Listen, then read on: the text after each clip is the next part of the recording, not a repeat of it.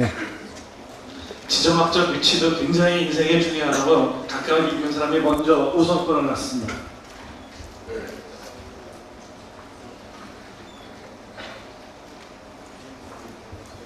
감사합니다. 강연 잘 들었습니다. 강연 초반에 그 W와 백수 이야기를 해주셨는데 그 W와 백수가 누군지 정확하게 알고 싶습니다. 그게 바로 이제 그 손가락으로 달을 가리키면 달을 보지 않고 손가락을 보는 거죠. 공개 강연에서 특정인을 지적하는 것은 뭐 바람직하지 않은 일이고 그냥 그런 일이 있었거니라고 생각해 주면 좋겠습니다.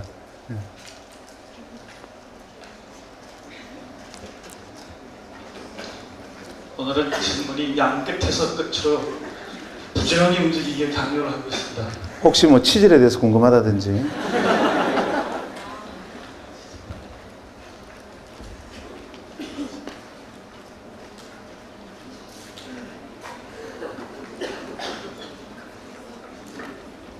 네, 좋은 말씀 많이 들어서 감사합니다.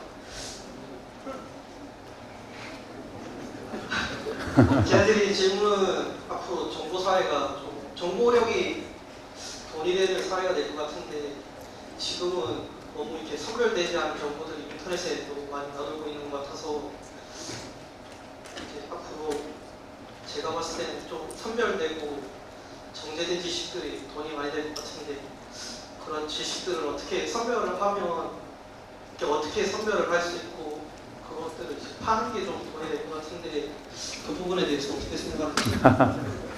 굉장히 어떻게 답하려면 굉장히 큰 질문이 어떻게 보면 쉽게 얘기를 하면 되는데 일단은 몸매가 자꾸 비슷해서 좀 마음 편하네요. 저는 역사의 공진화를 믿습니다. 공진화라는 게 어떤 말이냐면 때에 따라서는 필요 없어 보이는 것들이 다 필요한 것이라는 뜻입니다. 예를 들면 자본주의가 이만큼 발달할 수 있을 텐데 최대 공로자는 저는 레닌과 스탈린이라고 생각합니다.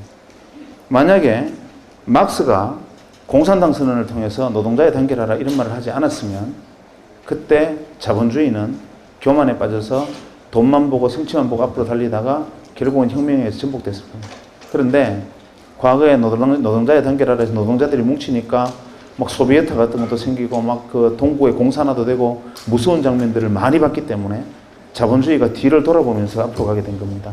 그래서 최소한 뒤를 돌아볼 수 있는 걸음을 갈 수 있는 그러다 보니까 지금은 사람의 얼굴을 가진 자본주의 이런 말이 나오게 된 이유도 어떻게 보면 넓은 의미에서 공산당이 있었기 때문입니다. 그래서 공산당이 자본주의의 이 존속의 가장 큰 공로자인데 매번 이런 식입니다. 우리가 예를 들어 통증을 느끼지 못한다면 우리는 어디 가서 불에다가 손이 다 타버릴 거고요.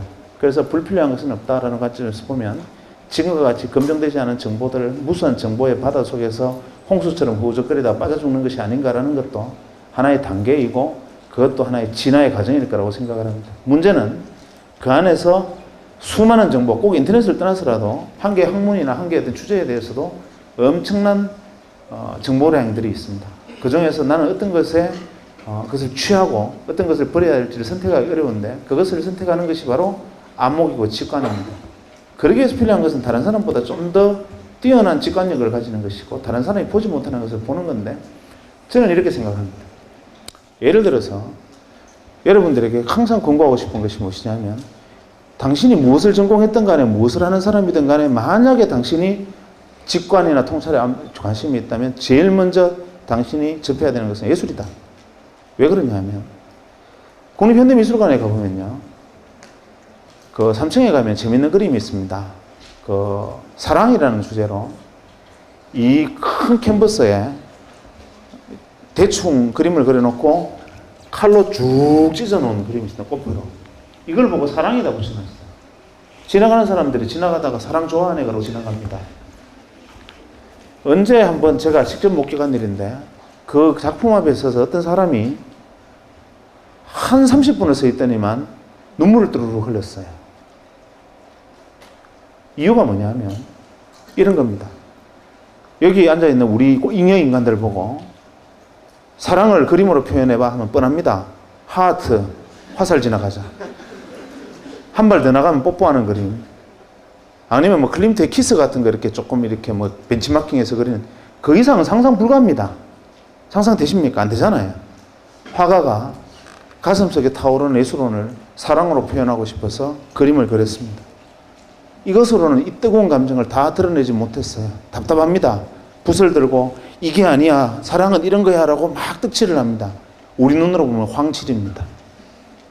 그래놓고 난 다음에도 화가는 자기가 가슴 속에 있는 뜨거움을 다 표현하지 못했기 때문에 칼로 캔버스를 그어버립니다. 그리고서야 그 사랑이라는 감정에서, 영감에서 화가는 해방되고 작품으로 등장해서 걸어놓습니다. 하루에 10,000명이 지나가는 미술관에 9,990만 명이 황칠이네, 이거 미친놈이 그랬구나 하고 지나가는데, 한 사람은 그 앞에서 걸음을 멈추고 부르르 떨면서 그 화가가 사랑이라는 감정 속에서 느꼈던 뜨거운 영감을 교감합니다.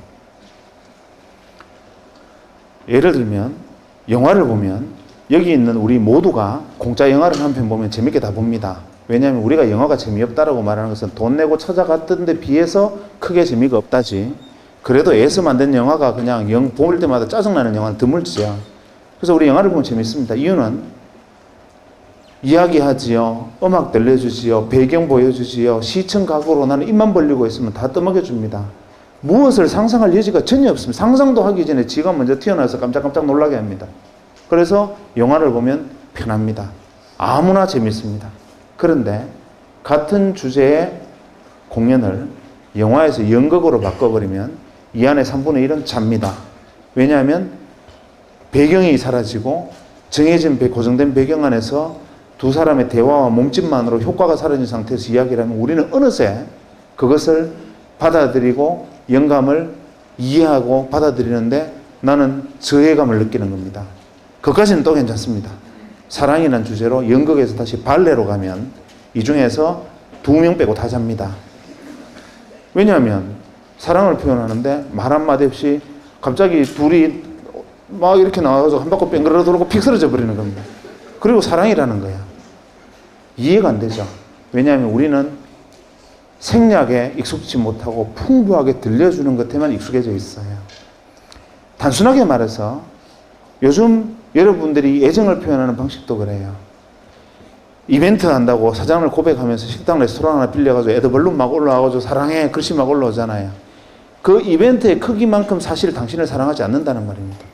무슨 말이냐면 내가 눈빛으로, 내가 느낌으로, 내가 당신과 전해지는 교감으로 그 사랑의 마음을 다 보여주지 못했기 때문에 보여주지 못한 것이 안타까워서 그야말로 생쇼를 하는 겁니다. 가식을 하는 거죠.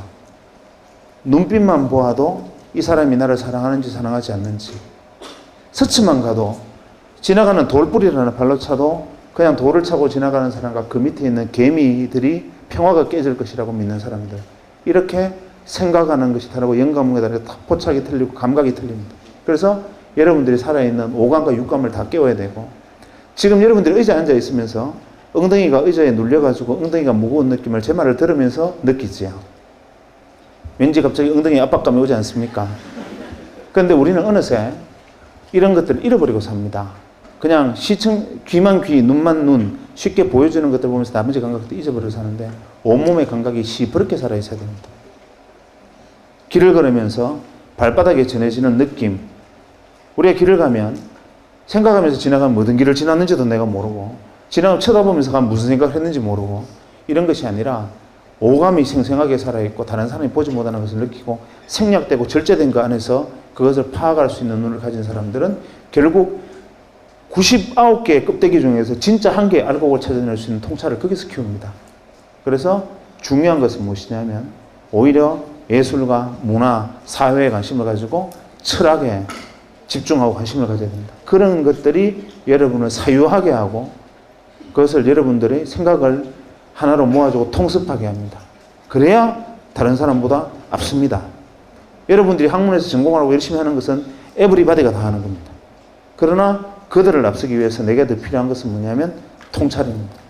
통찰은 오감이 혹은 육감이 살아있음으로서만 느낄 수 있어요. 그기 위한 노력과 준비가 필요하고, 그랬을 때 그것이 바로 여러분의 목이 될 겁니다.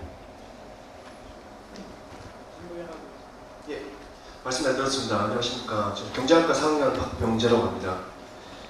예, 그 제가 드릴 질문은 그 선생님께서 아까 전에 그 말씀하실 때 그 W를 그 이동 전화에 대한 그 W를 발견하시고 그 회사에 주식을 사실 때 그 선생님께서 가지고 있던 직업이나 뭐 어떤 그런 것들을 포기하지 않으시고 그쪽으로 이제 매진을 하시지 않으셨습니까? 제가 여기서 의문이 들었는 게 제가 만약에 W를 발견하게 된다면 만약에 나중에 제가 공부하고 있고 제 직업이 있는데 제가 발견한 W는 제가 관심 가지고 있고 제가 매진했던 분야가 아닙니다.